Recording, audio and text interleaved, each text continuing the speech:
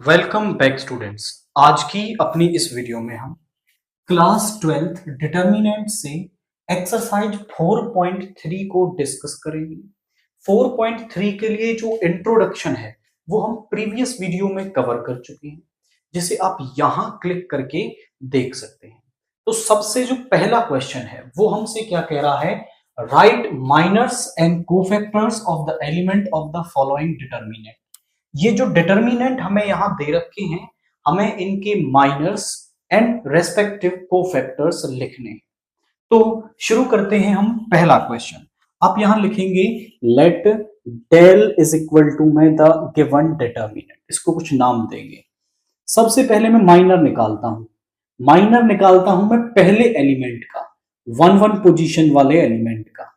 तो कैसे निकालते हैं, जिस एलिमेंट का आप माइनर निकाल रहे हैं उस रो उस कॉलम को छोड़ दो, तो यहां पे आ गया 3 का डिटर्मिनेंट, और 3 का डिटर्मिनेंट आ गया 3। ये वाला जो पार्ट है वो आपका यहां पर मॉड्यूलस नहीं है, ये डिटर्मिनेंट है, और इसका डिटर्मिनेंट ये ही नंबर होगा। या फिर आप उसे डायरेक्ट भी लिख सकते हो, क्योंकि जब 1 क्रॉस 1 की मैट्रिक्स होती है तो उसका डिटर्मिनेंट वो सेम नंबर ही होता है। अब इसके बाद आप निकालेंगे 1 2 एलिमेंट का, M12, तो वो हो जाएगा इस रो इस कॉलम को छोड़ेंगे 0। उसके बाद आप निकालोगे M21 का, तो इस रो इस कॉलम को छोड़ेंगे -4। इसके बाद M22, इस रो इस कॉलम को छोड़ेंगे तो आ गया 2। माइनर्स तो हमें यहां पर मिल गए। अब हमें निकालने हैं इनके कोफैक्टर्स। तो कोफैक्टर्स को हम डिनोट करते हैं रेस्पेक्टिव कैपिटल लेटर से। AIJ जो होता है वो -1 की power I plus J MIJ के होता है। यानी माइनर को ही अगर आप -1 की पावर उसकी ith position jth position plus में करके लिखते हैं और मल्टीप्लाई कर देते हैं तो आपको कोफैक्टर मिल जाएगा। तो इसका कोफैक्टर हमारे पास यहां पे क्या आ जाएगा, हम निकाल रहे हैं A11, वो होगा -1 की पावर 1 प्लस 1, और जो माइनर इसका आया है उससे इसे मल्टीप्लाई कर देंगे तो इसका कोफैक्टर मिल जाएगा। तो -1 की पावर इवन नंबर पॉजिटिव हो गया और M11 आ गया 3, यानी A11 भी 3 आ गया। उसके बाद A12 आप निकालें तो यहां पर वो हो जाएगा -1 की पावर 1 प्लस 2 और M12। देखिए -1 की पावर ऑड नंबर हो जाएगा 3, लेकिन मल्टीप्लाई में तो 0 आने वाला है, तो कुछ भी हो जाए कोई फर्क ही नहीं पड़ता, सारा कुछ क्या हो जाएगा, 0 हो जाएगा। उसके बाद हम A13 निकालें, सॉरी 13 नहीं 21 निकालें, क्योंकि 13 तो यहां है ही नहीं। 21 निकालें, -1 की पावर 2 प्लस 1, और हम यहां पे लिख देंगे M21। तो -1 की पावर 2 प्लस 1 ये एक ऑड नंबर हो गया, और ये हो जाएगा माइनस, और M21 है हमारे पास -4, ये बन गया +4। A22 निकालेंगे, -1 की पावर 2 प्लस 2, और यहां पे आ जाएगा M22। -1 की पावर 2 प्लस 2 इवन है तो पॉजिटिव हो जाएगा, और ये आ गया 2। तो हमें इसके माइनर्स मिल गए, कोफैक्टर्स मिल गए। सेम इसी तरीके से हम इस वाले क्वेश्चन में करेंगे। इसको भी आप लिखोगे let some del is equal to में दिस। तो इसके माइनर्स निकालते हैं, हम निकालते हैं M11। M11 कैसे निकालेंगे, इस पोजीशन का निकाल रहे हैं, इस रो इस कॉलम को छोड़ेंगे, बचा D। उसके बाद M12 का निकालोगे, इस रो इस कॉलम को छोड़ेंगे B। उसके बाद M21 निकालोगे तो C, M22 निकालोगे तो हमारे पास आ जाएगा दैट विल बी M22, आ गया A। अब निकालते हैं इसके कोफैक्टर्स। कोफैक्टर निकालना हमें A11, -1 की पावर 1 प्लस 1, और यहां आ जाएगा M11। तो ये होता है आपका क्या, इवन नंबर, तो ये पॉजिटिव रहेगा, और यहां पे आ गया D, M11 की वैल्यू D। A12 निकालेंगे, -1 की पावर 1 प्लस 2 M12, तो यहां पे आ गया -1 की पावर ऑड नंबर, और ऑड नंबर है तो ये नेगेटिव हो जाएगा, और M12 हो जाएगा B, यानी कि माइनस का B। इसके बाद हम निकालेंगे A21, तो -1 की पावर 2 प्लस 1 और M21, M21 है हमारा यहाँ पे C, और ये एक ऑड नंबर है तो नेगेटिव हो जाएगा। A22 आप निकालोगे -1 की पावर 2 + 2, और यहां पे आ गया M22 पॉजिटिव, और ये आ गया A। यानी आपको यहां पे माइनस मिल गए, उसको -1 की पावर I + J से मल्टीप्लाई करने पर आपको कोफैक्टर मिल जाएंगे। तो क्वाइट सिंपल टाइप का था क्वेश्चन, हमने यहां पर इसे कर लिया है और साइन से मल्टीप्लाई करके हमें कोफैक्टर्स मिल गए। नाउ क्वेश्चन 2 देखिए, write minors and cofactors of the elements of the following determinant. हमारे पास ये डिटर्मिनेंट्स दे रखे हैं और हमें इनके माइनर्स एंड कोफैक्टर्स बताने हैं। तो माइनर्स निकालना शुरू करते हैं हम हर एलिमेंट के लिए यहां पर। तो देखिए M11 11 पोजीशन वाले एलिमेंट का माइनर। तो जब इसका माइनर निकाल रहे हैं तो कैसे निकालेंगे, जिस रो और कॉलम में वो एलिमेंट लाई करता है उसको छोड़ दो, इसको और इसको छोड़ दो। उसके बाद बचा यहां पे एक डिटर्मिनेंट, इसको और इसको छोड़ दिया तो 1 0 0 1। इस डिटर्मिनेंट को कर लो सॉल्व, इसकी होगी इससे मल्टीप्लाई 1 माइनस इसकी इससे, तो ये आ गया 1 आपका।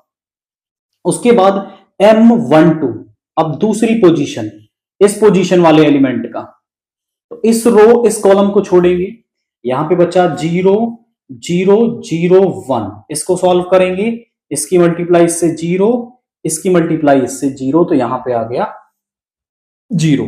इसके बाद M13,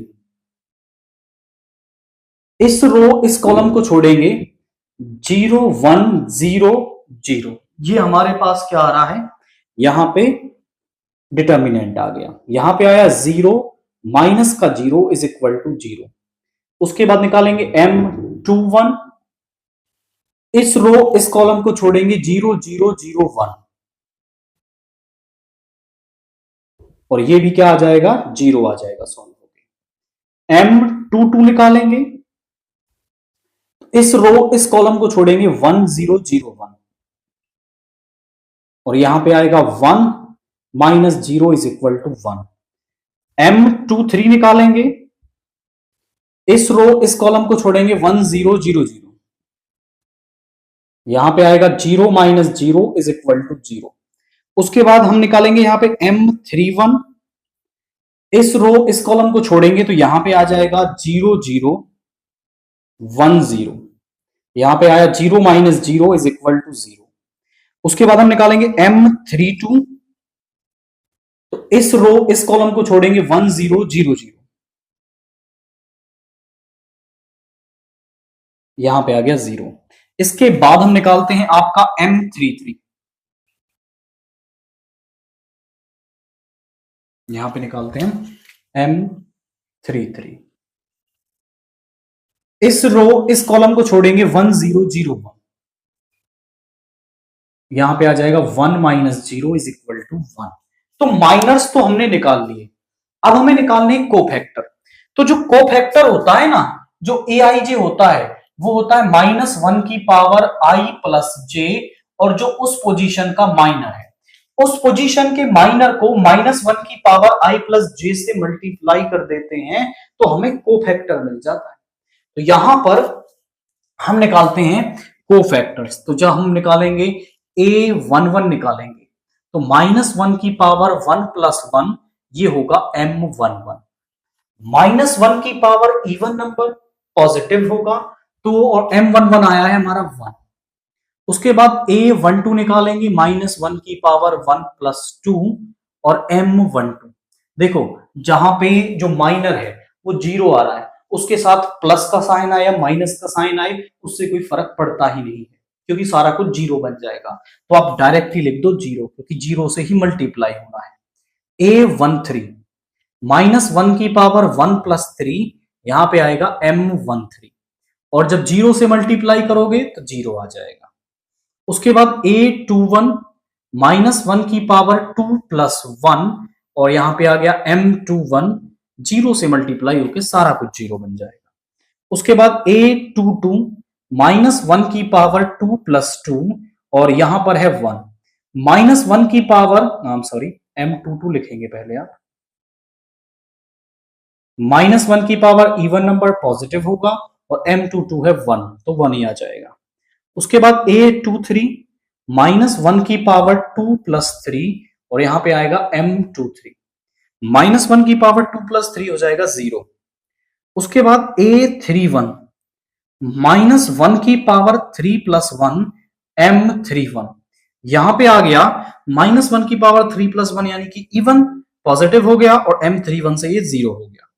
उसके बाद a32 -1 की पावर 3 + 2 और यहां पे है 0, तो सारा कुछ 0 बन जाएगा।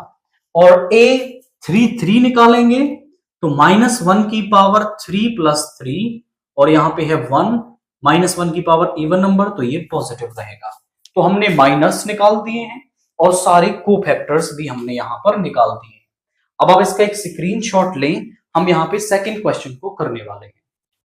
अब सेकंड का सेकंड पार्ट देखिए, यहां पर भी हमें माइनर्स और कोफैक्टर्स निकालने हैं। पहले हम निकालते हैं m11।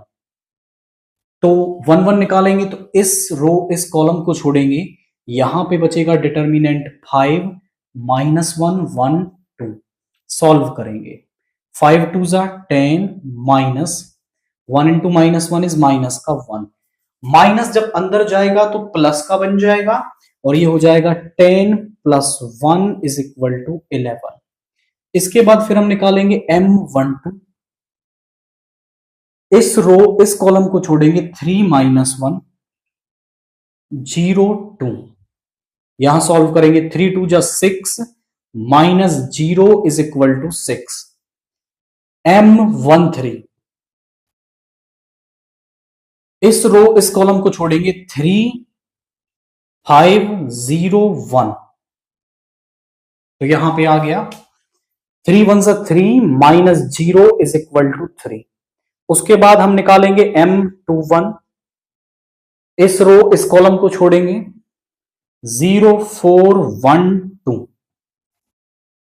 इसकी मल्टीप्लाई इससे करेंगे, 0 माइनस का 4 इज इक्वल टू माइनस का 4।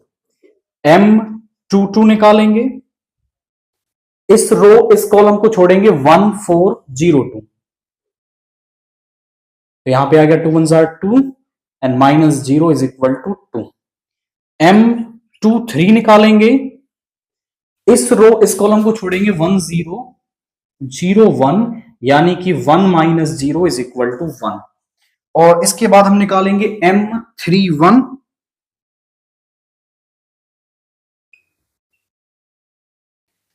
इस कॉलम को छोड़ेंगे, 0 4 5 -1 0 -20 इज इक्वल टू माइनस का 20। m32 निकालेंगे, इस कॉलम को छोड़ेंगे, 1 4 3 -1 -1 -12 इज इक्वल टू -13। m33 इस कॉलम को छोड़ेंगे, 1 0 3 5 5 -0 इज इक्वल टू, यहां पे आ गया 5 हमारे पास। अब हमें कोफैक्टर निकालने हैं, तो कोफैक्टर a11 निकालने के लिए हम क्या करेंगे, a11 इज इक्वल टू -1 की पावर 1 + 1 और उसके ही रेस्पेक्टिव माइनर से उसे मल्टीप्लाई करने पर हमें कोफैक्टर मिल जाएगा। -1 की पावर इवन नंबर, तो ये पॉजिटिव हो गया और यहां पे आया 11। 1 की मल्टीप्लाई 11 से तो 11 हो जाएगा। a12 निकालेंगे, -1 की पावर 1 + 2 m12। तो यहां ध्यान से देखें, -1 की पावर ऑड नंबर, ये नेगेटिव होगा और m12 है हमारे पास 6, तो माइनस का 6 हो गया। a13 निकालेंगे तो -1 की पावर 1 + 3 m13। -1 की पावर इवन नंबर पॉजिटिव और m13 है 3 आपका। उसके बाद a21 निकालेंगे, -1 की पावर 2 + 1 m21। तो यहां पे आपका -1 की power even number odd number, ये क्या हो गया आपका, ये हो गया है नेगेटिव और m21 है -4, तो ये +4 हो गया। उसके बाद a22 हम निकालेंगे, तो -1 की पावर 2 + 2 और यहां पे आ जाएगा M22, तो यहां पे -1 की पावर इवन नंबर और ये आ गया 2। A23 निकालोगे -1 की पावर 2 प्लस 3, यहां पे आएगा M23 -1 की पावर 2 प्लस 3 यानी ऑड नंबर है, नेगेटिव, और यहां पे आ गया माइनस का 1। उसके बाद निकालेंगे A31 -1 की पावर 3 प्लस 1 M31 पॉजिटिव, और यहां पे आ गया माइनस का 20, ये माइनस का 20 है, ये पॉजिटिव ही आया है। A32 -1 की पावर 3 प्लस 2 M32, ये नेगेटिव हो गया, और ये माइनस का 13, ये हो गया प्लस का 13। A33 -1 की पावर 3 प्लस 3, और यहां पे आ गया 5 -1 की पावर इवन नंबर पॉजिटिव, तो ये आ गया है 5। तो माइनर्स हमें मिल गए, कोफैक्टर्स हमें मिल गए। तो माइनर्स निकालने के बाद कोफैक्टर निकालना इज ए इजी टास्क, कोई दम नहीं रहता, केवल रेस्पेक्टिव साइन से हमें यहां पर मल्टीप्लाई करना होता है और हमें कोफैक्टर्स मिल जाते हैं। क्वेश्चन 3 देखिए, using cofactors of element of second row के कोफैक्टर्स को यूज करते हुए मुझे इस डिटर्मिनेंट की वैल्यू बतानी है। हमने इंट्रोडक्शन वाले पार्ट में पढ़ा था कि अगर किसी भी रो या कॉलम में जो एलिमेंट हैं उनकी मल्टीप्लाई उनके रेस्पेक्टिव कोफैक्टर से ही कर दी जाए, मतलब A13 देखिए, पहली रो के एलिमेंट्स की उसके ही कोफैक्टर से मल्टीप्लाई करके ऐड कर दें तो हमें उस डिटर्मिनेंट की वैल्यू मिल जाती है। अगर आप इसे देखना चाहें तो यहां पे थोड़ा सा देख सकते हैं। मान लीजिए ये A11 A12 A13 A21 A22 A23 और A31 A32 A33। जब इसे आप रो 1 के अलोंग एक्सपेंड करेंगे तो यहां पे आएगा A11 और -1 की पावर 1 प्लस 1, और इस कॉलम को छोड़ेंगे तो यहां पे आएगा A22 A23 A32 A33। फिर यहां पे आएगा -1 की पावर 1 प्लस 2, और यहां पे आता है -1 की पावर 1 प्लस 1, और ये आ जाएगा यहां पे इस कॉलम को छोड़ेंगे तो ये आ जाएंगे A21 A23 A31 A33। -1 की पावर 1 प्लस 3 यहां आएगा A13, इस कॉलम को छोड़ेंगे A21 A22 A31 A32। अब ध्यान से देखें तो ये तो है A11 और ये कोफैक्टर ऑफ A11, यहां पे आएगा A12 और ये कोफैक्टर ऑफ A12 A13 और कोफैक्टर ऑफ A13। तो अगर किसी भी रो या कॉलम के एलिमेंट्स का ही प्रोडक्ट उसके कोफैक्टर्स के साथ कर दिया जाए तो आपको उस डिटर्मिनेंट की वैल्यू मिल जाती है। तो यहां पर हम इसी कंसेप्ट का यूज कर लेंगे फॉर सॉल्विंग दिस क्वेश्चन। अब वो क्या कह रहा है, कौन से वाली हमें यहां पर सेकंड रो यूज करनी है, तो हम यहां पे कह सकते हैं determinant, value of determinant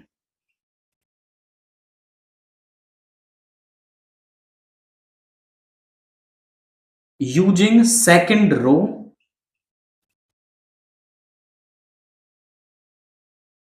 is given by, वो हमें कैसे मिलेगी, यहां पर देखिए डेल इज इक्वल टू में A21 उसकी मल्टीप्लाई उसके कोफैक्टर से प्लस A22 उसकी मल्टीप्लाई उसके कोफैक्टर से A23 उसकी मल्टीप्लाई उसके कोफैक्टर से, और सभी को सम अप कर देंगे तो मुझे वैल्यू ऑफ डिटर्मिनेंट मिल जाएगी। अब यहां पे इसको नाम दे दो 1। अब कोफैक्टर्स निकाल लेते हैं हम।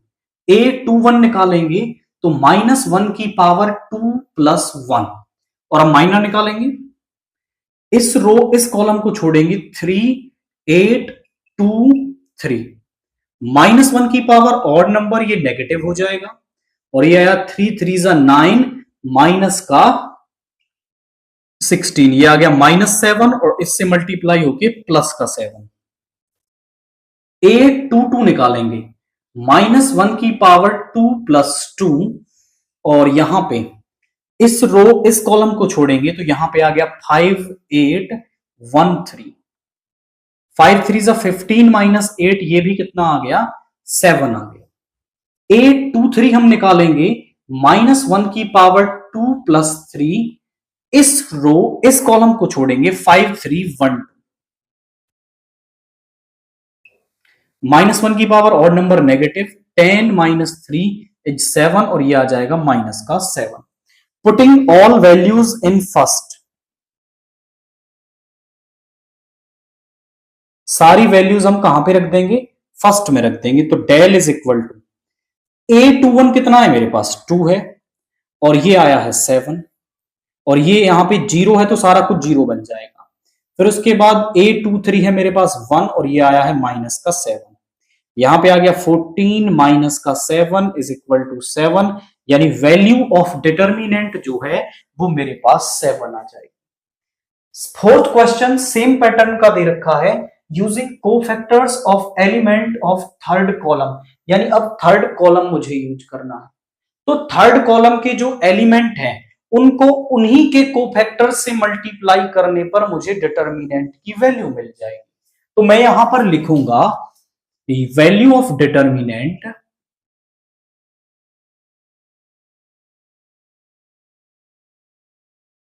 यूजिंग थर्ड कॉलम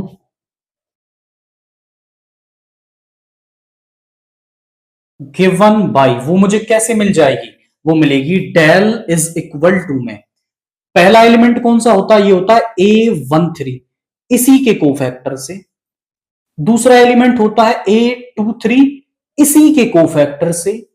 तीसरा एलिमेंट होता है A33, इसी के कोफैक्टर से, और सभी को कर देंगे सम अप, तो आपको वो वैल्यू ऑफ डिटर्मिनेंट मिल जाएगी। अब ये कोफैक्टर और निकाल लेते हैं हम यहां पे। तो यहां देखिए जरा A13 की वैल्यू क्या आएगी, A13 -1 की पावर 1 प्लस 3, इस कॉलम को छोड़ेंगे, 1y1z, -1 की पावर इवन नंबर पॉजिटिव, यहां पे आ गया z माइनस y। उसके बाद आया यहां पे A23 -1 की पावर 2 प्लस 3, इस कॉलम को छोड़ेंगे, 1x1z, -1 की पावर यहां पे ऑड नंबर तो नेगेटिव हो जाएगा, और यहां पे आ गया z माइनस x। उसके बाद A33 -1 की पावर 3 प्लस 3, इस कॉलम को छोड़ेंगे, 1x 1y, यहां पे आ गया -1 की power even number positive, that is y minus का x। तो सारी वैल्यूज हमने निकाल ली हैं जो हमें यहां पे नीडेड थी, या फिर आप इसमें माइनस को अंदर ले जाएंगे तो it will become x minus का z। अब सारी वैल्यूज हम इस फर्स्ट में रख देंगे तो हमें वैल्यू ऑफ डिटर्मिनेंट मिल जाएगी। तो हम लिखते हैं putting all values in first, तो यहां पे डेल क्या आ गया, del is equal to A13 कितना है मेरे पास, yz है, और इसका कोफैक्टर आया है z माइनस y, प्लस यहां पे दूसरा एलिमेंट है zx, और इसका कोफैक्टर आया है x माइनस z, प्लस यहां पे आया है A33 दैट इज xy, और यहां पे आ गया y माइनस का x। अब इस पार्ट को सॉल्व करना थोड़ा सा टिपिकल रहता है, क्योंकि यहां पर वैल्यू कुछ कॉमन दिखाई नहीं दे रही है, तो आप एक बार इसे मल्टीप्लाई कर लें, देन हम यहां से कोई एक पार्ट हम यहां पे कॉमन बनाएंगे। तो देखिए कैसे करते हैं, यहां पे आ जाएगा yz square minus y square z plus zx square minus z square x y square minus x square y। अब आप ध्यान से देखिए, या फिर इनफैक्ट आप इस पहले वाले पार्ट को मल्टीप्लाई ना करें, तो जरा देखिए yz z माइनस y, यहां पे लिखो yz और z माइनस y, क्योंकि मैं z माइनस y पूरे में से कॉमन लेने वाला हूं, पहले जो बन रहा है वही बनाएंगे। जरा देखिए कैसे। अब आप यहां देखें तो यहां है zx स्क्वायर, यानी z है, मुझे माइनस y वाला पार्ट चाहिए, तो माइनस y है यहां पर, zx square minus x square y, इसको यहां लिख लिया, minus z square x plus x y square. अब यहां ध्यान दीजिए, z y is equal to z minus y, दोनों में से x स्क्वायर कॉमन ले लिया तो z माइनस वाई, यहां से माइनस का x कॉमन ले लिया तो ये प्लस का z स्क्वायर, ये माइनस का y स्क्वायर। अब देखिए पूरे में से बन रहा है part yz z minus y, x square z minus y minus x, यहां फॉर्मूला बन गया z minus y into z plus y, a square minus b square का फॉर्मूला। तो जरा ध्यान से देखेंगे, यहां पूरे में z माइनस वाई दिख रहा है, वो मैंने ले लिया कॉमन, हो गया। यहां पे बचा yz, यहां पे बचा एक्स स्क्वायर, और यहां बचेगा ये वाला पार्ट। मैं अंदर मल्टीप्लाई कर दूं तो माइनस का एक्स जेड और माइनस का एक्स वाई। अभी इसमें से भी मुझे फैक्टराइज करना पड़ेगा, तो ध्यान से देखें तो z माइनस का y और यहां पे है एक्स स्क्वायर माइनस का एक्स जेड, इसको लिख लो, और यहां पे है प्लस का वाई जेड माइनस का एक्स वाई, यहां पे है z माइनस का y, दोनों में से x कॉमन ले लेंगे तो x माइनस का z, यहां से y कॉमन ले लेंगे तो आपका z माइनस का x, यहां बचेगा z माइनस का x, तो माइनस का y कॉमन ले लो तो ये तो बन जाएगा प्लस का और ये बन जाएगा माइनस का, z माइनस का x। ओके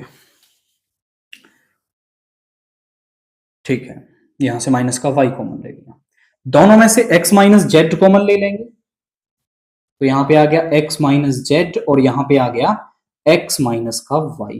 लेकिन आंसर आपको ये नहीं दे रखा, तो फिर आप क्या कर लोगे, देखिए इसमें से भी माइनस कॉमन लो और इसमें से भी माइनस कॉमन लो, क्योंकि हमें आंसर करना है, आंसर तो पीछे कुछ और दे रखा है, यहां से माइनस कॉमन लेते ही आंसर बन जाएगा। ध्यान से देखिए कैसे, इसमें से माइनस कॉमन ले लूंगा तो यहां पे आ जाएगा माइनस का y माइनस जेड, और x माइनस जेड में से भी आप माइनस कॉमन ले लेंगे तो माइनस का z माइनस एक्स, और ये सेम रहने दो, माइनस माइनस प्लस हो जाएगा तो यहां पे आ गया x minus y, y minus z and z minus x, that's the value of determinant. तो यही वैल्यू है उस डिटर्मिनेंट की, यहां और कोई टफ टास्क नहीं है।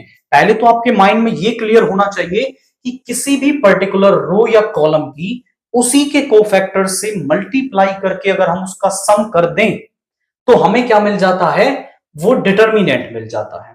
और फिर उस पार्ट को हम यहां पे रखा और इसको सॉल्व करना थोड़ा सा टिपिकल पार्ट बनता है, क्योंकि यहां को आपको एक पार्ट इसमें से कॉमन निकालना पड़ेगा। जैसे ही आप ये निकाल लोगे ना, फिर कोई टफ टास्क नहीं है और आपका आंसर यहां पर ये आ गया है।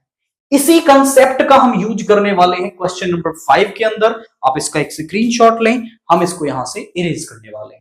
नाउ क्वेश्चन 5 देखिए, अगर डेल ये एक डिटर्मिनेंट है तो aij जो है वो उसके कोफैक्टर को डिनोट कर रहा है स्मॉल aij, एलिमेंट का कोफैक्टर है कैपिटल aij। तो वैल्यू ऑफ डिटर्मिनेंट हमें कैसे मिलेगी, तो इस क्वेश्चन का कंसेप्ट सेम लास्ट वाले क्वेश्चन की तरह ही है। हमने पढ़ा कि अगर हम किसी भी रो या कॉलम, जैसे A13 इस वाले कॉलम के एलिमेंट को उसी के कोफैक्टर के साथ क्या कर रहे हैं, मल्टीप्लाई कर रहे हैं और उनका सम कर रहे हैं, तो हमें वैल्यू ऑफ डिटर्मिनेंट मिल जाती है। यानी किसी भी रो या कॉलम के एलिमेंट का उसके कोफैक्टर के साथ मल्टीप्लाई करा, प्लस करते जाएंगे, सभी को प्लस कर देंगे तो वैल्यू ऑफ डिटर्मिनेंट मिल जाएगी। तो यही है पार्ट आपको यहां देख लेना है कि किस में उसी के एलिमेंट का, उसी रो या कॉलम के एलिमेंट का उसी कोफैक्टर के साथ मल्टीप्लाई है, तो वही वैल्यू ऑफ डिटर्मिनेंट होगी। यहां A11 और एलिमेंट तो है A11 और कोफैक्टर आ गया A31, यानी ये नहीं है। A11 ये सही है, यहां पे A12 यानी देखो एलिमेंट तो ये है और कोफैक्टर आ गया ये भी नहीं है। A21 अलग अलग है। अब यहां देखो एलिमेंट A11 और कोफैक्टर भी A11, एलिमेंट A21 कोफैक्टर भी A21, एलिमेंट A31 और कोफैक्टर भी A31, यानी पहली कॉलम के एलिमेंट का प्रोडक्ट कर दिया है उसके रेस्पेक्टिव कोफैक्टर के साथ और उनको प्लस कर दिया है, तो वैल्यू ऑफ डिटर्मिनेंट मिल जाएगी। यानी डिटर्मिनेंट की वैल्यू ये होगी आपके पास। तो आपको यही चेक करना है कि एलिमेंट का प्रोडक्ट उसके रेस्पेक्टिव कोफैक्टर के साथ होना चाहिए और उनका सम अप करने पर आपको क्या मिल जाता है, वैल्यू ऑफ डिटर्मिनेंट मिल जाती है।